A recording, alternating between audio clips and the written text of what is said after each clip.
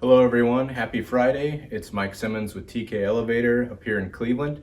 It's a beautiful fall day here in Northern Ohio, and it's a beautiful day here at the John Carroll University Library where we just inspected this brand new elevator yesterday. So yesterday was this elevator's birthday.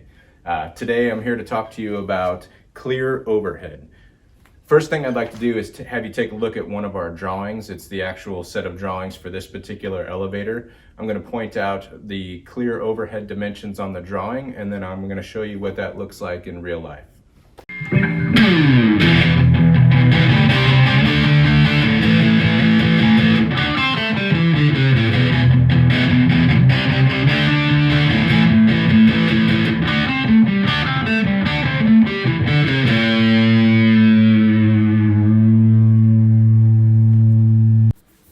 When you're looking at a set of TK elevator drawings, the first location where you can find your clear overhead dimension is on the elevation view. And as you can see right here is your finished floor of your top landing. Your clear overhead dimension goes all the way up here to the bottom of your safety beam. In this example, your clear overhead would be 12 foot 8 inches. The second place where you can find your clear overhead dimension is on the rail stack section view, which is on the following page. And you can see right here is your finished floor of your top landing, in this case level 3. And the clear overhead dimension goes all the way up here to the bottom of your safety beam. Again, that is 12 foot 8 clear overhead.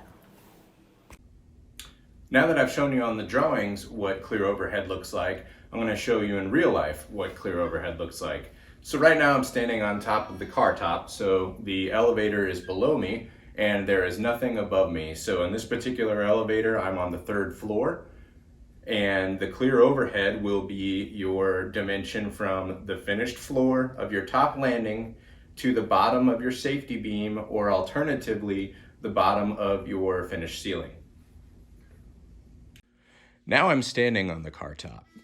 What you're looking at right now is the finished floor of 3. You can see our sill right here. The clear overhead is going to be from your finished floor of your top landing to the bottom of this safety beam or hoist beam. I'll let that come into focus. Or alternatively, the bottom of your finished ceiling if you do not have this safety beam in place. People often ask why we have a minimum clear overhead dimension. The clear overhead dimension takes several things into consideration. First of all, it's going to include your overall cab height, which would be the white portion here or the car top, but it's also going to take into consideration any equipment that's installed above the top of the cab. So for example, in this particular application, which is a hydraulic elevator, you can see here, this is the top of our jack. The jack is what's actually pushing the elevator up and down and causing it to function. So the clear overhead is going to cover this, but it's also going to include a code required refuge space. So imagine, if you will, that I am a firefighter or a mechanic working on the top of this elevator, and for some reason it starts to go up while I'm on top. The code required refuge space allows a location for me to be able to lay down and get out of the way so that I don't get squished when the elevator reaches its highest point.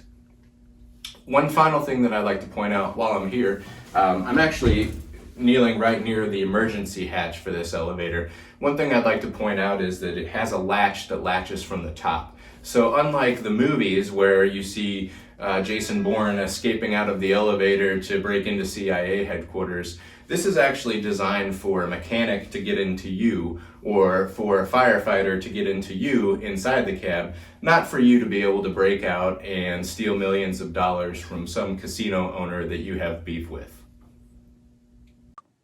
So that concludes my short video on clear overhead dimensions today. I want to thank you for spending a few minutes with me. I'd also like to encourage you to like or subscribe or send me a connection request on LinkedIn.